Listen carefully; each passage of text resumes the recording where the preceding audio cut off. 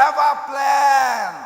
December মাসের 25 তারিখ বাংলাদেশের মাটিতে নেমেছেন শুধুমাত্র নির্বাচনে অংশগ্রহণ করার জন্য, দেশপ্রেমের জন্য নয়। ক্ষমতার মসনদকে ভালোবাসেন যিনি দেশকে ভালোবাসেন না, তিনি প্রমাণ করেছেন। মুহাম্মদ সাল্লাল্লাহু আলাইহি সাল্লামের সময় পুরুষ এবং নারী একসাথে যুদ্ধ করত। সেই যুদ্ধ এই নতুন জামানায় চালিয়ে যেতে হবে। ওই দুর্নীতিবাজ চাঁদাবাজদের হাতে আর দেশ দেওয়া হবে না। দেশ চালাবে ঐক্যবদ্ধ বাংলাদেশ।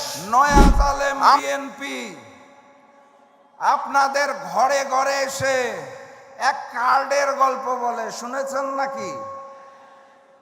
ঐক্যবদ্ধ বাংলাদেশের কাছে কোনো কার্ড নাই। আপনাদের কি মন খারাপ? কারণ নতুন জালেম নতুন কায়দায় চাঁদাবাজির পরিকল্পনা করেছে, তার নাম হচ্ছে কার্ড।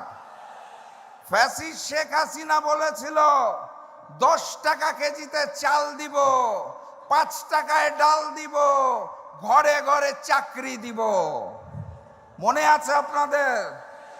10 টাকা কেজিতে চাল পেয়েছিলেন, 5 টাকার ডাল, ঘরে ঘরে চাকরি। লন্ডন থেকে এসেছে তো 10 টাকার চালের জায়গায় আধুনিক কার্ডের ব্যবস্থা করেছে। কার্ডের যে মূলা ঝুলানো হয়েছে, কার্ড না হয় দিবেন, সেই কার্ডের জন্য প্রতি ঘর থেকে আবার কত টাকা চাঁদা তুলবেন সেটা তো বলেন নাই। এই সব আধুনিক কার্ডের মূলা ঝুলাবেন না, বাস্তবসম্মত কথা বলুন। যদি মনে করেন আগামীর বাংলাদেশ গড়ে তোলার জন্য কাঁধে কাঁধ মিলিয়ে আমরা একসাথে কাজ করতে রাজি আছি, তাহলে আমি বিএনপিকেও আমন্ত্রণ জানাবো। ডাক্তার শফিকুর রহমান প্রধানমন্ত্রী হওয়ার পরে আপনারা আসুন, ডাক্তার শফিকুর রহমানকে প্রধানমন্ত্রী মেনে নিয়ে আমরা একসাথে দেশ গড়ে তুলি। আর যদি মনে করেন ওই যে আই হ্যাভ আ প্ল্যান গুপ্তর মতো দেশে আসবেন আর লন্ডনে দৌড়াবেন, আপনাদের নেতাকর্মীরা চাঁদাবাজি রাহাজানি চালিয়ে যাবে, মামলাবাজি চালিয়ে যাবে, ভূমি দখল চলিয়ে যাবে, তাহলে মনে রাখেন বাংলার তৌহিদি জনতা রক্ত দিতে শিখেছে। আমরা শহীদি তামান্না নিয়ে জন্ম নিয়েছি, প্রয়োজনে সবাই শহীদ হব। এই নতুন বাংলাদেশকে আর জালিমের হাতে দিব না। বিএনপির মঞ্চ থেকে গণভোটে হায়ের পক্ষে কোনো দাবি শুনেছেন? বলে না কেন? কি বলে? 31 দফা আছে তাদের, কি কি জানি, সংস্কারের জনক, সংস্কার চায়। একটা বার আমি বিএনপির মঞ্চ থেকে বিএনপির বড় কোন নেতার মুখে গণভোটে হার পক্ষে বক্তব্য শুনি নাই। প্রেস কনফারেন্সে সাংবাদিকদের প্রশ্নের মুখে, চাপের মুখে কোন নেতা বলে নায়ের পক্ষে যাওয়ার সুযোগ নাই আমাদের, তাও মুখ দিয়ে হা বার হয় না, বলে নায়ের পক্ষে যাওয়ার নাকি সুযোগ নাই। সংস্কারে এত ভয় কিসের? 10 বছরের বেশি কেউ প্রধানমন্ত্রী থাকতে পারবে না, এটা শুনে কষ্ট হয়। যদি ঘুরে ঘুরে বিএনপি থেকেই অন্য নেতা প্রধানমন্ত্রী আসে, তাহলে সমস্যাটা কোথায়? এক পরিবারেই কুক্ষিগত করে রাখতে হবে। শেখ পরিবারও চেষ্টা করেছিল বাপ দাদার পৈতৃক সম্পত্তি বানানোর জন্য দেশটাকে। আমরা সেদিনও জুলাই গণঅভ্যুত্থানে মাঠে ময়দানে নেমে বারবার বলেছিলাম, এই বাংলাদেশ কারো বাপ দাদার সম্পত্তি নয়, এই বাংলাদেশ জনগণের। জনগণ যাকে চাবে তাকেই দেশের সেবার দায়িত্ব দিতে হবে। ওনারা শাসক হতে চায়।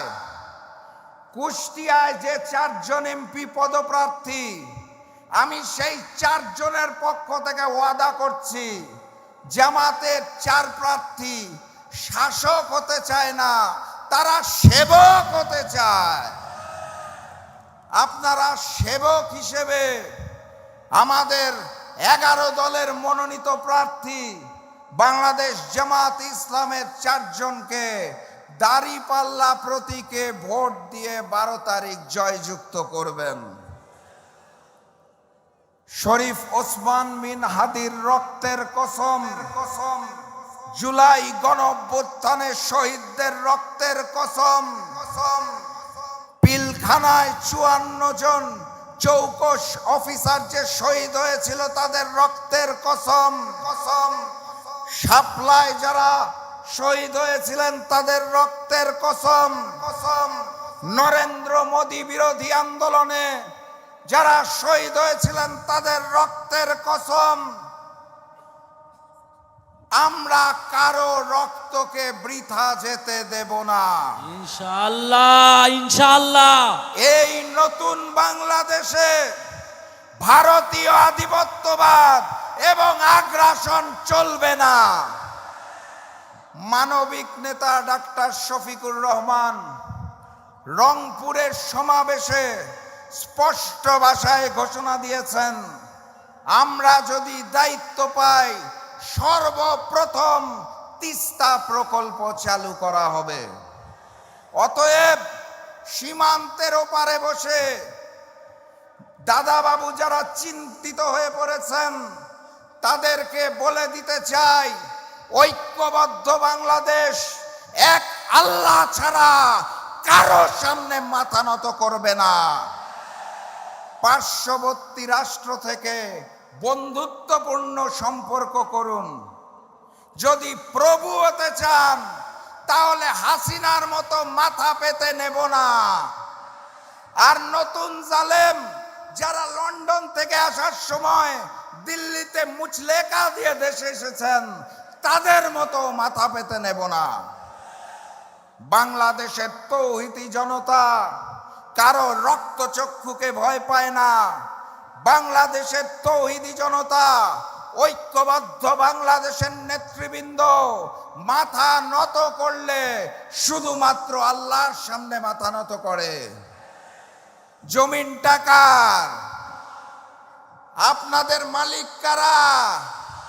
আমার মালিককে। আইন কার? কার আইনে দেশ চলবে? অনেক দল ভুল বুঝাতে চায় আমিরে জামাত নাকি শরিয়া আইন মানা করেছেন। এই প্রসঙ্গটা ক্লিয়ার হতে হবে।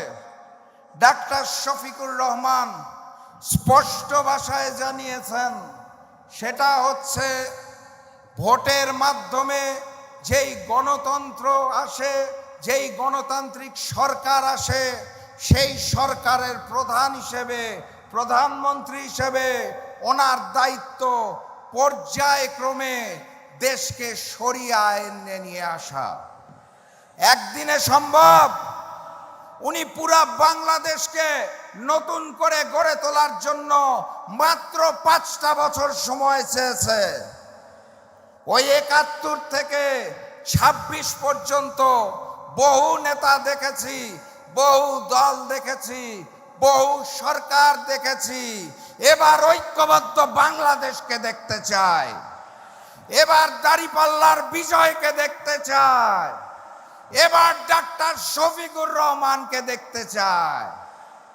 নতুন প্রধানমন্ত্রী যিনি আসতে যাচ্ছেন, আপনাদের পছন্দ হয়েছে? আপনারা কবুল করেছেন? ইনশাআল্লাহ মহান রব্বুল আলামিন আল্লাহ কবুল করেছেন।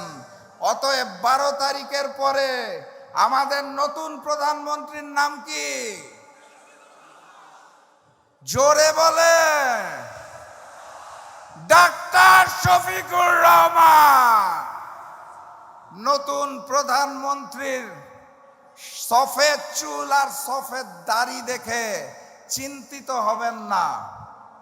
প্রথম দিন থেকে ওনার সাথে আমি সফরে আছি সারা বাংলাদেশ।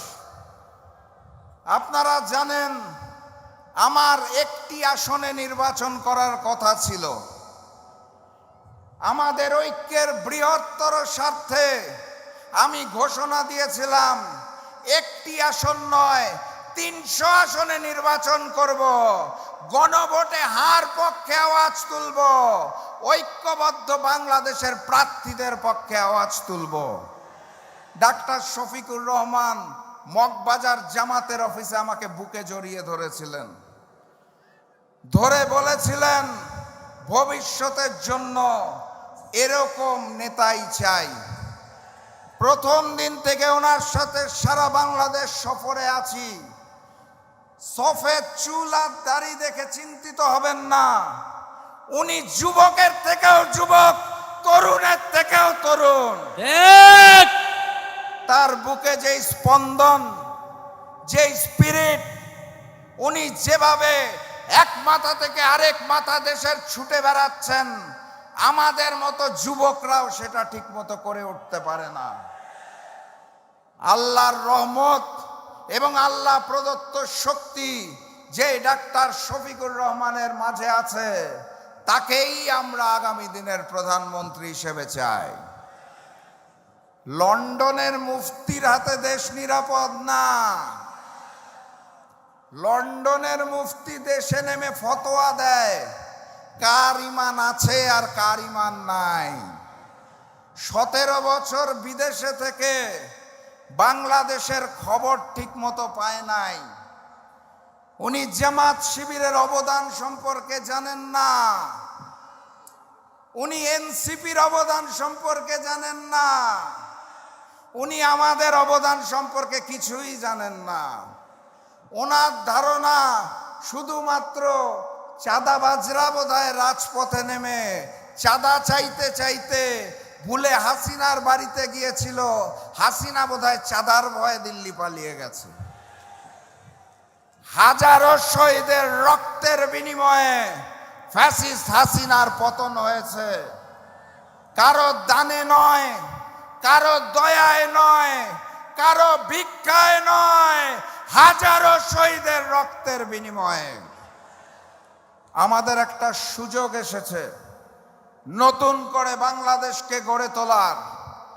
আমাদের একটা সুযোগ এসেছে গণ অভ্যুত্থান পরবর্তী বাংলাদেশে হায়ে ভোট প্রদান করে এই গণভোটে হাকে জয়যুক্ত করার। এই সুযোগকে আমরা হেলায় হারাতে চাই না। একটি জাতীয় সংসদ নির্বাচন হয় 5 বছরের জন্য। এই গণভোটে যেই সংস্কার হবে, সেই সংস্কার 100 বছরের জন্য টেকসই হবে কমপক্ষে। বিএনপির পক্ষ থেকে আমি হায়ের পক্ষে কোনো কথা শুনি না। ওই পুরাতন জালেম আওয়ামী লীগ জানতাম যে তারা গণভোটে নায়ের পক্ষে আছেন। নতুন জালেম তারাও যে নায়ের পক্ষে থাকবে এটা অন্তত আমরা আশা করি নাই। সংগ্রামী সাথী এবং বন্ধুগণ,